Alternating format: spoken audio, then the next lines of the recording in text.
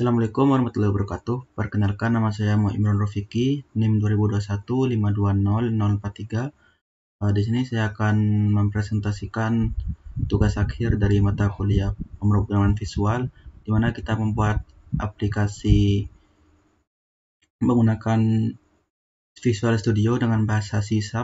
Di sini saya membuat aplikasi apotek di mana tersedia dua transaksi, yaitu penjualan dan pembelian, dan 3 form master, yaitu form user, karyawan, sama supplier. Jadi di sini kita langsung masuk ke aplikasinya. Di sini kita langsung start untuk memulai aplikasinya. Nah, di sini kita bisa langsung login ya sebagai user ataupun admin. Jadi di sini ada dua role, yaitu role user sama role admin. Tapi sebelum kita login, kita bisa registrasi akun di bagian sini. Nah, kita bisa registrasi sebagai user, misalnya kita registrasi dengan username user.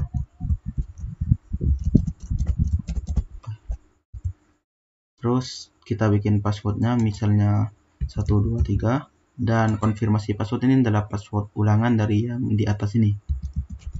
Lalu kita pilih register.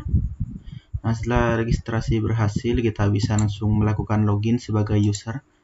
Di sini kita login ya dengan password 123. Lalu kita klik login di sini, dan di sini akan login sukses. Nah, di bagian transaksi ini adalah folder untuk user, di mana kita bisa mengakses penjualan dan history. Penjualan sendiri di sini adalah tempat kita membeli obat dari admin, di mana kita bisa memilih obatnya di bagian sini. Dan ini di bawah saya coba-coba barusan ya. Misalnya di sini kita mau beli obat ini, kita tinggal cari menggunakan combo box bagian sini. Lalu kita pilih obatnya, misalnya ini ya, Catrizine dengan harga 10.000. Di sini kan stoknya 30.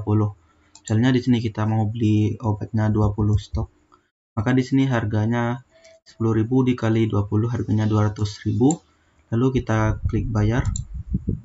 Nah, di sini jika transaksi berhasil, maka di sini untuk obat ini tadi yang tadinya stoknya 30, sisa 10.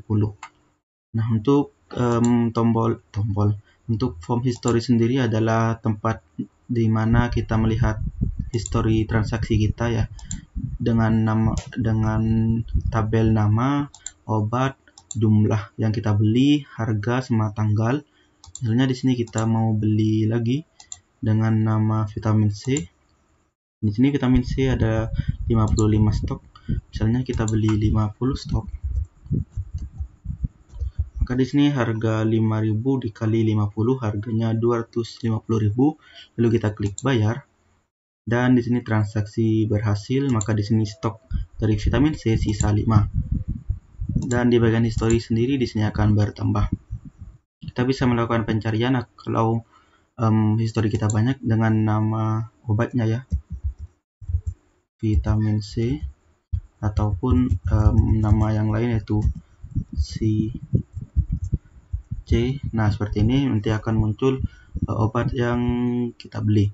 Nah, sekarang kita logout, kita coba login sebagai admin. Di sini saya punya akun admin ya, dengan username Imron dan passwordnya 123. Nah, kalau kita login sebagai admin, kita tidak bisa mengakses folder transaksi ini, tapi kita bisa mengakses folder master, kebalikan dari user tadi. Di form master sendiri di sini ada pembelian, supplier, edit user, karyawan, history, sama informasi obat. Pembelian ini merupakan transaksi kedua, di mana transaksi pertama adalah yang tadi penjualan. Pembelian ini kita bisa melakukan pembelian obat baru. Nah, misalnya di sini ada, misalnya kita mau beli obat misalnya sakit kepala gitu. Dan di sini harganya misal kita taruh 3.000 dan stoknya misalnya kita taruh 50, dan kita pilih suppliernya. Misalnya di sini ada 5 supplier, kita bisa pilih Sino misalnya, lalu kita klik bayar. Nah, jika transaksi berhasil, maka Nah, jika transaksi berhasil, misalnya kita refresh dulu. Nah, di sini akan muncul ya obatnya, yaitu obat sakit kepala dengan harga 3.000 dan stoknya 50. Di sini kita bisa mencari obatnya dari sini dengan nama obat ya, misalnya Panadol, akan muncul Panadol seperti ini. Dan di sini ada form supplier juga, di mana supplier ini adalah orang yang punya obat baru ya, dan kita membeli dari dia dari sini nih. Nanti supplier akan muncul di bagian sini. Misalnya di sini kita tambah supplier yaitu Edo gitu. Terus alamatnya Buki juga, dan nomor teleponnya misalnya Acak. Lalu kita tambah. Jika data berhasil ditambah, maka di sini akan muncul supplier baru dan kita bisa membeli obat dari dia. Di sini kita bisa pilih Edo di bagian supplier ini. Nah, selain menambah supplier, di sini kita bisa mengedit bagian suppliernya. Misalnya di sini kita edit alamatnya menjadi Teja, lalu kita klik update, maka yang tadinya alamatnya Buki menjadi Teja. Selain untuk update, di sini juga kita bisa menghapus suppliernya. Misalnya di bagian Edo ini kita hapus, kita tinggal klik Edonya, lalu kita klik hapus. Maka di sini supplier yang bernama Edo akan dihapus dari daftar dan tidak bisa melakukan di sini lagi. Selain supplier, di sini juga kita bisa mengakses user ataupun admin yang login ke aplikasi kita, yaitu di sini ada bermacam-macam dan dua role, yaitu admin sama user. Dimana ini adalah user yang tadi kita registrasi baru ya. Ataupun di sini kita bisa mengedit usernya, misalnya di bagian Reno ini kita edit bagian passwordnya dan bagian role-nya kita jadikan di admin, lalu kita klik edit. Nah, di sini akan berubah menjadi admin bagian Reno. Ataupun di sini kita bisa menghapus user ya, dimana di sini kita klik usernya lalu klik hapus, maka di sini username tersebut akan terhapus dan di sini kita bisa melakukan pencarian dengan username-nya di bagian sini ya. Selain itu di sini kita bisa melakukan penambahan user ataupun admin ya dengan cara seperti ini. Kita klik username-nya, misalnya Reno yang tadi ya, double R, lalu di sini passwordnya 123 dan role-nya misalnya user, lalu kita klik tambah. Nah, maka di sini akan muncul username baru yang baru kita tambah. Selain form edit user, di sini juga ada form karyawan. Dimana karyawan ini adalah form master ya. Karyawan, edit user sama supplier ini adalah 3 form master. Jadi karyawan sendiri di sini juga sama, kita bisa melakukan penambahan karyawan, update dan hapus. Misalnya di sini kita tambah ya, misalnya dengan karyawan baru dengan alamatnya bla bla gitu. Dan nomor teleponnya acak. Lalu kita klik tambah karyawan, maka di sini akan muncul karyawan baru. Selain itu kita bisa melakukan pengeditan dengan username ini.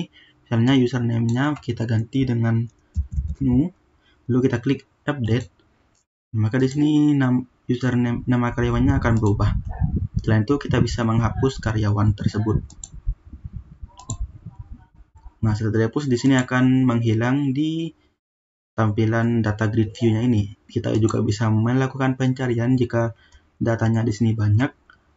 Selain itu, di sini juga ada informasi obat. Informasi obat ini adalah semua obat yang kita punya, dan di sini adalah obat yang baru kita beli dari supplier tadi, dimana di sini ada stok 50, harganya dan juga nama obatnya. Nah, di sini kita bisa melakukan pengeditan pada harganya. Misalnya kita mau ganti menjadi 30.000 dan sakit kepala ini misalnya kita mau ganti tambahkan nama obat sakit kepala, lalu kita pilih update. Dan ketika data diperbarui, maka di sini akan berubah dari nama sama harganya. Selain itu kita bisa melakukan hapus. Nah, misalnya di sini yang baru kita hapus ya. Nah, maka di sini akan hilang untuk obat yang tadi. Di sini kita juga bisa melakukan pencarian jika ininya terlalu banyak ya, datanya terlalu banyak. Dan untuk form yang terakhir yaitu adalah form history, di mana form history ini adalah tempat kita melihat semua history yang terjadi pada aplikasi kita, yaitu ada penjualan sama pembelian. Pembelian ini adalah kita, yaitu sebagai admin melakukan pembelian kepada supplier, dan form dan user adalah penjualan seperti ini. Di sini ada nama, transaksi, obat, jumlah sama harganya. Selain itu kita bisa melakukan pencarian di bagian sini. Misalnya kita cari username Imron, maka akan muncul seperti ini. Ataupun kita cari yang terbaru, yaitu tadi kita melakukan pembelian dengan Vino.